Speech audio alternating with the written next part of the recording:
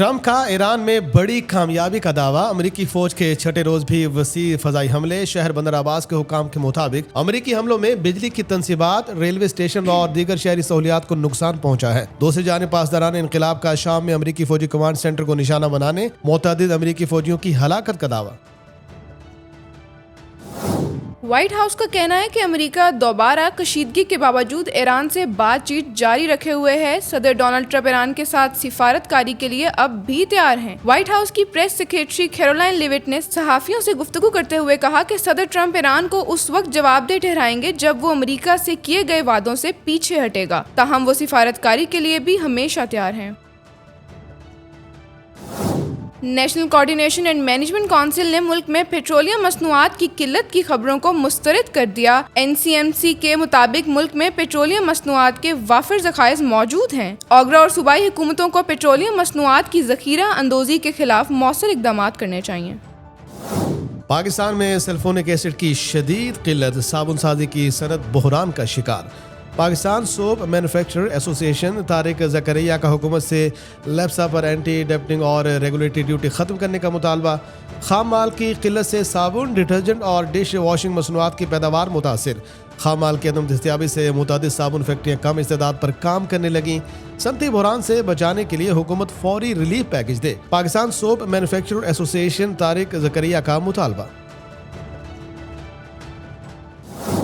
Electric گاڑیوں میں دلچسپی رکھنے والوں کے لیے بڑی خوشخبری، کراچی پورٹ پر پہلی رورو شپمنٹ پہنچ گئی۔ رورو شپمنٹ کے ذریعے 2000 سے زائد الیکٹرک گاڑیاں کراچی پورٹ پہنچ گئی ہیں۔ رورو جہازوں کی خاص بات یہ ہے کہ ان میں گاڑیوں کو براہ راست چلتے ہوئے لوڈ اور ان لوڈ کیا جاتا ہے، جس سے وقت کی بچت، لاگت میں کمی اور کارگو ہینڈلنگ کی استعداد میں اضافہ ہوتا ہے۔ مریم نواز کا طلبہ کو 1 لاکھ لیپ ٹاپ اور مزید 50,000 ہونہار اسکالرشپ سے دینے کے ساتھ ساتھ سرکاری اسکولوں میں بنیادی سہولتوں کی فراہمی کے لیے 40 ارب روپے، 1 لاکھ الیکٹرک بائکس اور 5 سال میں 5,000 الیکٹرک بسیں چلانے کے منصوبے کا اعلان۔ اس کے علاوہ صوبے میں 389 اسکول آف ایمنسز قائم کیے جا رہے ہیں، جہاں جدید کلاس روم، مصنوعی ذہانت labs, computer labs, air condition کلاسیں اور اعلیٰ معیار کی تدریسی سہولتیں فراہم کی جائیں گی۔ 16 سال سے کم عمر بچوں کے انرجی ڈرنکس کے استعمال پر پابندی لگانے پر غور۔ میڈیا رپورٹ کے مطابق برطانیہ میں کم عمر بچوں کو فی لیٹر 150 ملی گرام کیفین والے انرجی ڈرنکس دکان، آن لائن، ریسٹورنٹ یا کیفے میں فروخت کرنا غیر قانونی قرار دیا جائے گا۔ میڈیا رپورٹس میں بتایا گیا ہے کہ 16 سال سے چھوٹے بچے وینڈنگ مشین سے بھی انرجی ڈرنکس نہیں خرید سکیں گے۔ واضح رہے کہ برطانیہ میں کم عمر بچوں کے سوشل میڈیا کے استعمال پر بھی پابندی لگائی گئی ہے۔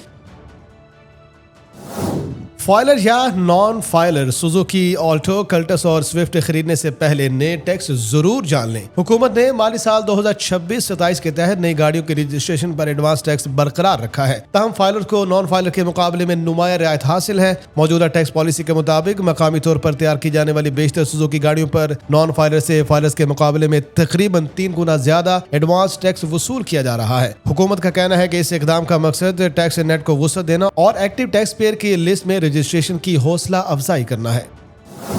آن لائن شناختی کارڈ بنوانے والوں کے لیے زبردست سہولت متعارف کرا دی گئی۔ ناظرہ نے پاک آئی ڈی موبائل ایپ کا نیا ورژن جاری کر دیا۔ شہری اب اس ایپ میں نئے فیچر کی مدد سے درخواست جمع کروانے سے پہلے اپنا متوقع شناختی کارڈ دیکھ سکیں گے، جس کے مطابق اب شہری شناختی کارڈ کی درخواست فائنل کرنے سے قبل کارڈ پر درج تمام معلومات کا جائزہ لے سکتے ہیں، جبکہ کسی بھی غلطی کی صورت میں متعلقہ معلومات میں فوری تصحیح بھی کی جا سکتی ہے۔ ناظرہ کے مطابق اس نئے فیچر کا مقصد شناختی کارڈ کے اجرا کے عمل کو مزید آسان، شفاف اور غلطیوں سے پاک بنانا ہے، تاکہ شہریوں کو بہتر سہولت فراہم کی جا سکے۔